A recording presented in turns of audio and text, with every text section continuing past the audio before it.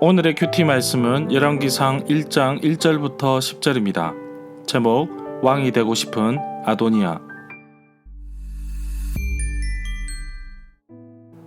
먼저 앞뒤 문맥을 살펴보겠습니다. 이스라엘의 초대 왕은 사울입니다. 다윗은 2대 왕으로 사울 왕의 사위입니다. 3대 왕은 솔로몬입니다. 다윗의 첫째 아들이 아님에도 불구하고 솔로몬이 왕이 됩니다. 다윗의 첫 아들 암논은 셋째 아들 압살롬의 누이 다말에게 몹쓸 짓을 하여 압살롬에게 죽게 되고, 셋째 아들 압살롬은 반역을 일으켰다가 죽게 됩니다. 둘째 아들 길라압은 태어날 때 이름이 있지만 어른이 되어서 삶의 기록이 없는 것으로 보아 일찍 죽었던지 아니면 영향력이 없어서 왕권에 대한 이야기에서 빠질 수도 있습니다. 넷째 아들 아도니아의 어머니는 핫깃으로 차기 왕권으로 유력하였지만 다윗은 바세바의 아들 솔로몬에게 왕권을 넘겨줍니다. 결국 아도니아도 죽게 됩니다. 열왕기상의 시작은 다윗 왕의 마지막 인생을 다루고 있습니다. 다윗이 늙어 아무런 힘을 쓸 수 없을 시점에 다윗의 아들 아도니아가 왕이 되고 싶어서 모략을 꾸밉니다. 그러나 하나님의 뜻과는 전혀 다른 모습으로 움직이는 것을 보게 됩니다. 문단을 나눠보겠습니다. 1절부터 4절은 늙은 다윗, 5절부터 10절은 왕이 되려는 아도니아. 1절에 보면 다윗이 기력이 아주 쇠한 것으로 볼 때 그의 나이는 약 70세쯤 되었던 것으로 봅니다. 다윗은 30세의 왕위에 올라서 40년간 통치하였습니다. 헤브론에서 7년, 예루살렘에서 33년을 다스렸습니다. 2절에 보면 다윗 통치 말기에 신하들이 이렇게 한 이유는 아마도 왕이 나이 들어서 기력이 쇠약해지고 기운이 없자 젊은 처녀로 인해 새로운 삶의 활력을 얻고자 했던 것이 아닌가 봅니다. 그러나 그 결과는 4절에 잘 나타나 있습니다.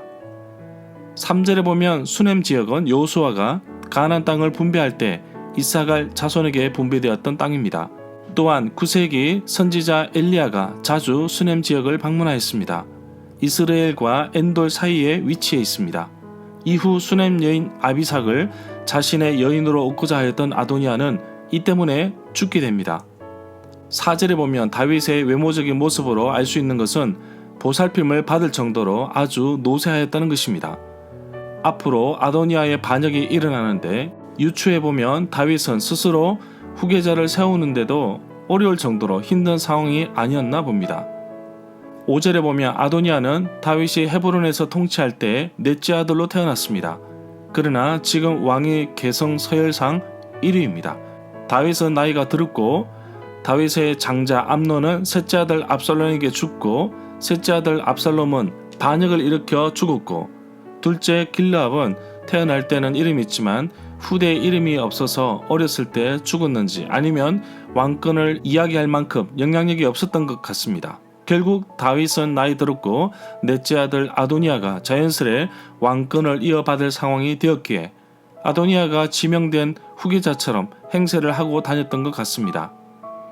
영어 성경에는 그때 라는 표현을 Now that Absalom was dead 라고 하였습니다. 아도니아의 모습을 5절에서 잘 표현하고 있습니다. 병거와 기병, 호위병 50명을 데리고 다녔는데 이러한 모습은 마치 다윗의 장자 암논을 죽인 압살롬이 자기가 마치 후계자인 것처럼 행세했던 모습과 비슷합니다. 사무엘하 15장 1절에서 압살롬도 자기를 위하여 병거와 말과 호위병 50명을 데리고 다녔습니다. 저자는 아도니아의 행세를 기록하면서 마치 압살롬을 연상시켜서 아도니아도 압살롬처럼 될 것이라는 복선을 깔아놓고 있는 것 같습니다.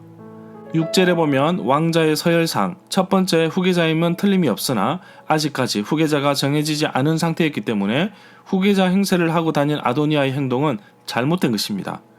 그럼에도 불구하고 다윗 왕은 아도니아의 행동에 간섭하지 않았습니다. 다윗이 나이가 아주 많이 들어 기력이 쇠하여 분간하기 어려운 상황이었을 수도 있었으나 아버지로서 자녀의 잘못된 행동에 대해서 훈계하거나 바로잡지 못한 책임도 있습니다.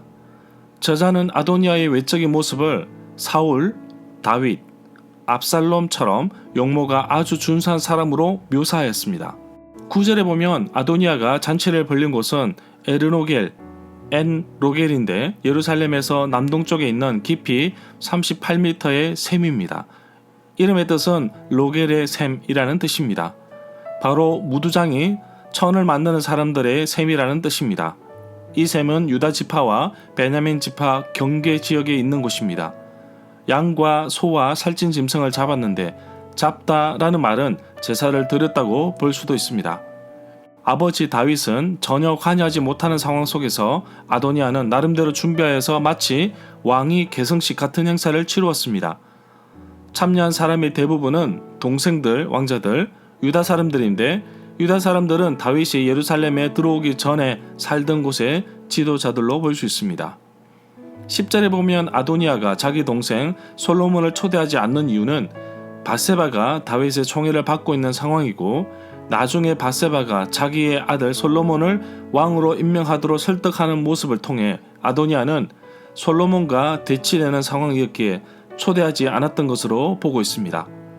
아도니아의 계획은 이렇게 꾸려서 제사를 드리고 추대를 받으면 왕이 될 것이라는 생각을 했던 것 같습니다. 절마다 상세한 설명과 구절 해석 그리고 핵심 내용과 중심 줄거리는 네이버 블로그에 올려져 있습니다. 내게 주시는 교훈입니다. 하나님은 사람의 중심을 알고 계시며 그 마음을 소중하게 생각하시는 분이십니다. 그래서 우리가 어떤 마음과 자세로 하나님께 나아가는지 그 마음을 잘 아십니다. 자녀가 바른 길을 갈 수 있도록 부모의 역할도 중요합니다. 왕이었던 다윗이 국정 업무로 자녀에 대한 관심과 교육을 소홀히 할 수 있습니다. 그렇지만 다윗은 자녀들의 잘못된 행동과 모습을 바로잡거나 간섭하지 못하였습니다. 결국 아들들이 서로 싸우고 죽이는 비극적인 가정이 되어버렸습니다. 하나님께서 나에게 맡기신 자녀들을 위해 기도하기를 원합니다. 자녀들이 부모의 뜻대로 되지 않는다는 사실을 우리는 너무나 잘 알고 있습니다. 좋은 선생님, 친구들을 만나면 해결될 것이라고 생각하고 있지만 그것도 극소수일 것입니다. 오로지 자녀들이 올바른 길을 갈 수 있도록 하시는 분은 하나님이시며 또한 이 일을 위해 교회도 관심을 가져야 하며 담당 교사 선생님도 힘을 쏟아야 할 것입니다. 온 교회 성도들은 사춘기 방황하는 중학교 2학년 학생들을 위해 중보 기도를 해야 합니다. 우리 청소년들이 하나님의 뜻을 발견하고 예수님을 인격적으로 만나고 인생의 목표를 정하여 헌신과 섬김의 뜻을 발견할 수 있도록 기도해 주십시오. 학생들이 무분별한 문화와 게임에 빠지지 않게 하시고 오로지 진학을 위한 공부가 목표가 아니라 하나님께서 자기 자신을 향한 뜻과 계획을 우리 어른들이 제시할 줄 알아야 할 것입니다. 아도니아를 제대로 가르치지 못한 다윗을 탓하지 마시고 우선 내 자녀, 우리 교회 청소년들이 믿음으로 잘 성장할 수 있도록 따뜻한 격려의 말씀을 부탁드립니다. 내 인생의 끝자락에서 나는 나의 아들, 나의 가족, 내가 아는 사람들에게 어떠한 영향력을 남기고 하나님께 갈 것인지 깊이 있게 생각해 보기를 원합니다. 돈 몇 푼 남겨도 그게 전부는 아닐 것입니다. 평생 잊지 못할 부모로, 동료로, 선배로, 후배로, 사역자로, 성도로, 직분자로 맡은 소임을 다하는 청지기로 살아가는 하루가 되기를 간절히 소망합니다.